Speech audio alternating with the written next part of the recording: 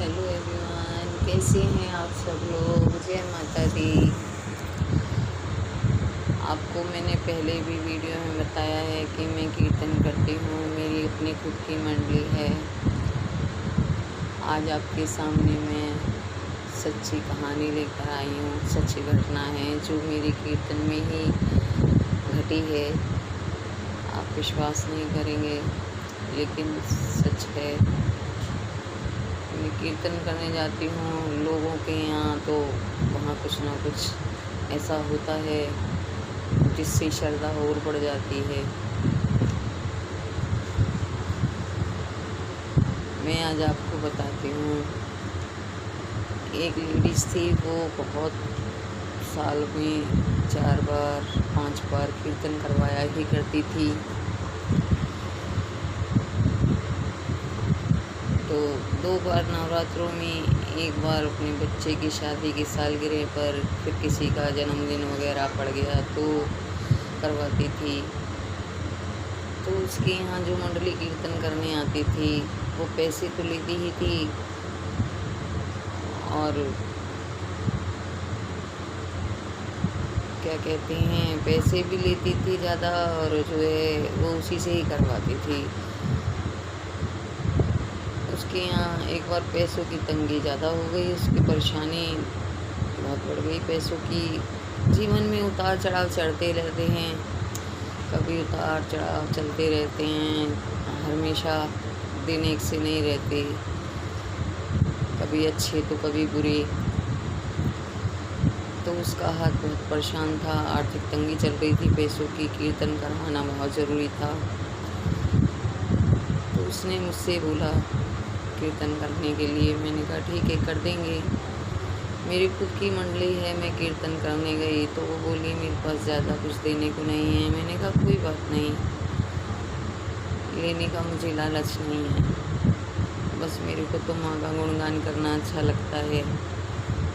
और जिन लोगों का मन होता है कीर्तन करवाने का, उनके पास पैसे नहीं होते हैं, तो मैं उनके यहाँ कर देती हूँ, मुझे बहुत अच्छा लगता है। देखो, मन तो सभी का करता है कि हमारे घर में माँ का गुणगान हो, हमारे घर में भी कीर्तन हो, सब लोग आएँ, अच्छा लगता है।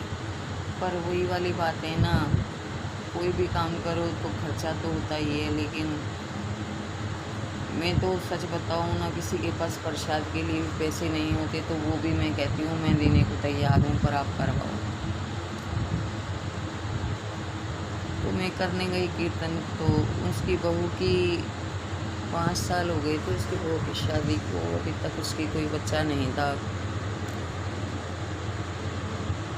मेरी बहन छोटी है, उस पर माता आती है, वो भी मेरे साथ ही जाती है, मंडली में ही है वो भी। तो उसको मैं बोली जा करके कि हर बार तुम्हारी बहू की गोद भरी जाती है कीर्तन में, कभी उसको बच्चा नहीं हुआ, कितना तुमने डॉक्टरी इलाज करवाया, हुआ नहीं है। लेकिन अब की बार मैं तुम्हें बता रही हूँ सच में कि इसके अब की बार बच्चा ज़रूर होगा, अगली साल देखना तुम्हारी बहू की गोद में बच्चा होगा।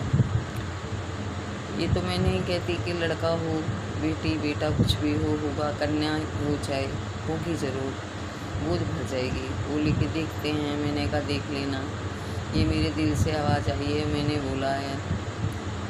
मेरी बहन ने उसकी गोद भरी कीर्तन में, उसको 1 साल बाद बच्चा हुआ। बोली कीर्तन में ही बोल रही थी कि कोई नहीं, मेरी बहू के बच्चा होगा तो भी मैं आपसे ही कीर्तन करवाऊंगी। मैंने कहा ठीक है, कोई बात नहीं, करवा लेना। लेकिन कहते हैं ना, इंसान अपना वक्त बहुत जल्दी भूल जाता है। जब उसका हाथ परेशान था, पहली बात तो उसके पास मेरा फ़ोन नंबर भी था। जब उसके बहू को कुछ था तो भी उसने हमें जिक्र नहीं किया। हमें एक दिन ऐसी मिल गई थी मार्केट में, तब पता चला, उसने बताया कि हाँ मेरी बहू को कुछ है। तो मैंने कहा बहुत खुशी की बात है। फिर उसके बहू की लड़का हुआ, उसने तब भी हमें नहीं बताया कि हमारी बहू की लड़का हुआ। मैंने कहा कोई बात नहीं, नहीं बताया तो कोई बात नहीं, माता रानी सबके बच्चे बनाया, कि हमें कोई फ़र्क नहीं पड़ता बताए या ना बताए।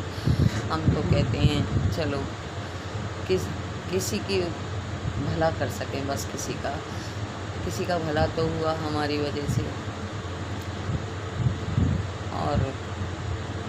उसने नहीं बताया, कोई बात नहीं, कीर्तन करवाया, उसी मंडली को बुलाया, करवाया। पता तो लग ही जाता है, जो मंडली वाली हैं वो भी हमें जानती हैं, उनको भी मैं ही लेके गई थी उनके यहाँ कीर्तन करवाने के लिए। जब से वो उन्हीं को ही बुलाती थी, मैं तो उनके साथ जाती थी कीर्तन में, तो वो तब से मुझे ही जानती हैं। फिर हुआ यूँ कि उसका पति भी बहुत मतलब परेशान करने लगा उसको, घर छोड़कर चला जाता था बहुत टाइम के लिए, दूसरी के चक्कर में पड़ गया। पता नहीं क्या हुआ, माता रानी जाने, हमें नहीं पता, वो ही बता रही थी। फिर वो रोती हुई मेरे पास आई, बोली मुझे तुम्हारी बहन से मिलना है। मैंने कहा कोई बात नहीं, अब मेरे दरवाजे पे आई हो तो मैं लेके चलती हूँ। मैं अपनी बहन के यहाँ उसको ले गई, मेरी बहन ने उसका उपाय किया और वो उसका पति ठीक भी हो गया। मेरी बहन ने भी बोला मैं करती नहीं हूँ, मैंने छोड़ दिया है, पर लेकिन आप मेरे दरवाजे पे आए हो, मैं ज़रूर करूँगी। किया, वो ठीक भी हो गया, सब कुछ उसका ठीक हो गया। लेकिन वो बंदी आज तक हमसे दुआ सलाम भी नहीं करती, जहाँ मिल भी जाती है। ऐसा ही है, अपना अपना हिसाब। मुझे तो बहुत बुरा लगता है, पर मेरी बहन कहती है कोई नहीं, जाने दो, जिसकी जैसी इच्छा। मैं तो सच्ची घटना है ये बता रही हूँ कि माता रानी पर विश्वास करो। माता रानी का कीर्तन जो भी करवाना चाहिए करवा सकता है। हम निस्वार्थ भावना के कीर्तन करते हैं, हमें कुछ नहीं चाहिए। बहुत से गरीब लोग हैं जिनकी हस्ती नहीं होती करवाने की, मन तो करता है करवाने को। मेरे को ज़्यादा बोलना नहीं आता है, कुछ गलत बोल दो तो क्षमा कर देना, क्योंकि अभी नई नई खिलाड़ी मैदान में उतरी हूँ। तो आप विश्वास करना माता रानी पर, आपके सामने नई नई कहानियाँ, सच्ची घटनाएं लेकर आती रहूँगी। आप बस मुझसे जुड़े रहने के लिए मेरा चैनल सब्सक्राइब करें,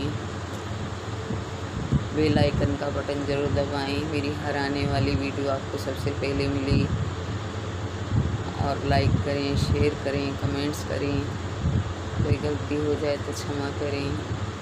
और इस महामारी में हम लोग साल भर से कीर्तन नहीं कर पाए हैं। पिछले साल मेरी तबीयत बहुत ज़्यादा ख़राब हो गई थी, इस वजह से नहीं कर पाई। आप विश्वास नहीं करेंगे, मुझे लाइलाज बीमारी थी जिसका कोई इलाज नहीं है, मेरी माता रानी ने वो भी ठीक कर दी, मैं उससे भी बच गई। अब इससे ज़्यादा और क्या सबूत दूँ? मैं बैठी हूँ सामने आपके, ठीक ठाक सही सलामत आपसे बात कर रही हूँ, और आप कुछ समझदार हैं। और ये अब की बार नवरात्रों में ये महामारी का दौर था, इस वजह से कीर्तन नहीं कर पाई, नहीं तो आपको बहुत वीडियो पहुंचाती मैं। कोई नहीं, अब आएंगे फिर नवरात्रि, फिर होगा कीर्तन, फिर वीडियो आएंगी। लेकिन आप निश्चिंत रहिए, बस अपना ध्यान रखिए, सावधान रहिए, अपने घरों में ही रहिए और सावधानी बरतें। जय माता दी। धन्यवाद। ज़्यादा से ज़्यादा मेरे चैनल को सब्सक्राइब कीजिए, मेरा हौसला बढ़ाइए। धन्यवाद। जय माता दी।